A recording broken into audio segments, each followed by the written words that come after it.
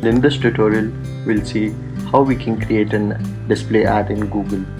So first we go to adwords.google.com and then we sign in with our Gmail account or a Google account. So once you sign in, you would be taken to the dashboard of your account where you can see all the current campaigns which you're running. So let's now create a new campaign, and in this case it's going to be a display network campaign. So we want to create image ads which show up as you see on different blogs and different websites. So let's name the campaign. So in this case I'm going to name the campaign as drop my email unlimited storage. So that's my campaign name. So we should give it a meaningful name so that people can understand, or you yourself can understand what the campaign is all about. So in this case it's drop my email unlimited storage. Now we are going to be using all the features of this ad. As we saw in the search, there were multiple options for us to choose from. Now as far as the settings are concerned, since we created a search ad earlier, we can actually tap on it to just load the default settings from there. So let me use the settings which we use for Help Learn workshop. So now as you see, some of the settings which I had used earlier have already been loaded in this ad. So this kind of it makes the process of creating ads more faster, so you do not waste time going through each step and doing it again. So as you saw earlier, I had chosen desktops and mobiles as the devices on which my ad should be shown. Now the countries were chosen to be Malaysia, Singapore, Indonesia. You can still continue to remove a city or a country if you want, and you can keep changing them. Same as with the language. If you want, we can change the language. I can even remove Indonesian if I want. I want to just show it in English because my ad is in English. So moving on, the next is a budget and bidding. So in this case again, you would want to set your own bid. This is because you don't want the budget to go out of hand. You want the control over your budget. So now your budget is what you want. Let's say I want it at $20 this time. I don't want to spend $25. So you set that. Now as you saw earlier, there were a lot of ad extensions in the search ad, but in the case of a display ad you have mainly two of them. One is a location, so you can actually add location information to your ad. You can either use your Google Places account or just manually enter it, or you can also have a number which is for your store, or maybe you're a restaurant or a brick and mortar company and you want to provide your number. So in that case you can also add your phone number to this. Now as for the advanced settings, so I want the ads to start immediately. I don't want to wait for a longer time, so I just set the date as today. It's already preloaded.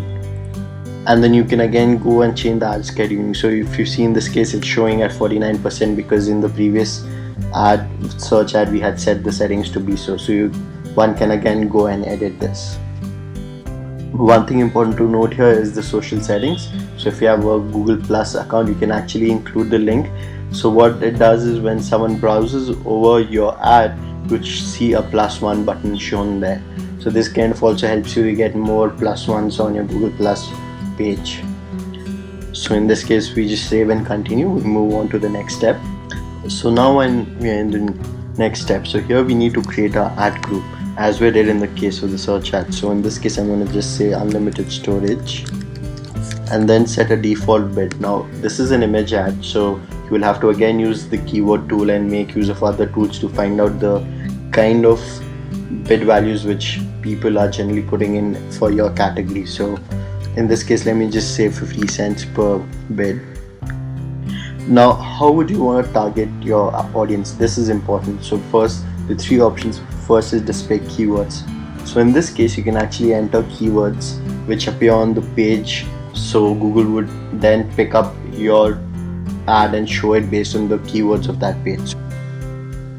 We can choose keywords like email, email backup, mail backup, unlimited email, etc. So there are a lot of others. You can also make use of the find relevant keywords tool to find more keywords on the same line. So let's say email backup software, I want to add this one, I want to add Windows mail backup, and also I want to add all the keywords which I added. So you can use keywords to actually target ads, so where your ads should be placed. Another thing is interests and remarketing. So interests is you can choose the ads to be shown on sites which match the interest which you're choosing. So let's say under computer and electronics, I want to show to people who are looking for computer security, or I want to go look for people who are maybe looking at software and they are looking for freeware and shareware. Since we provide a 14-day free trial, maybe this will work out well. Or maybe internet software. So you can also choose interests of people based on which you want to show the ads. As far as remarketing is concerned, that's a totally different concept which we will be looking at a later tutorial maybe. Or we can use different methods. Other methods include a topic or placements or an age group for which you want to show an ad, or the gender. So in this case, let's stick to keywords and go ahead.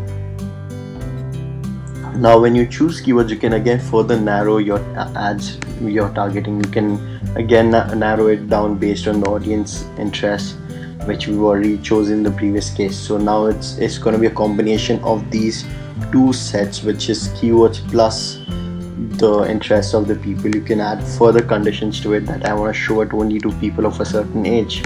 I want to show it to people between the age of 18 and 44. So you can put that kind of a restriction as well. So you can also add more restrictions if you want to in this case. So let's just save and continue with this. Now here they're asking us to place our ad. What kind of an ad do you want? Now an image ad can actually include a text ad as well. So if you would notice at times that you see a text ad, something of this form with the box around it. So that's also kind of an image ad. But here we want an absolute image, which we have created on our own. So now if you see on the side, Google supports the following sizes of images which are used in their ads. So make sure that all your images are in lines with the sizes as shown, and a maximum of 50k in size. So I've already created an ad, so let me just select the 200 by 200 sized ad. So this is the one. I'm going to name my image, so it's unlimited storage in blue. Now the URL of the ad, so this should go to dropmyemail.com. That's where the product is. So, and then the destination URL. Now the destination URL in this case can be different. You can actually add query terms to your URL. So if you want to get more data out of it, you can add some query terms which are useful for Google Analytics in this case, or your own tracking methods, right? So I've created the ad, and then I just click on done. You can actually add multiple ads to this particular ad group. So in our case, let's just use one, and then we say save ad. So as you see, this is the ad which we've created, and the bid is 50 cents. And now the ad is under review. The reason it's under review is Google might want to look into the ad to make sure the content is in lines with all their privacy and terms and conditions before it's approved. So once your ad is approved, it will start running and you would start seeing clicks and impressions coming here. So that's about it. That's how you create a display ad in. Thanks for watching. Hope you liked it.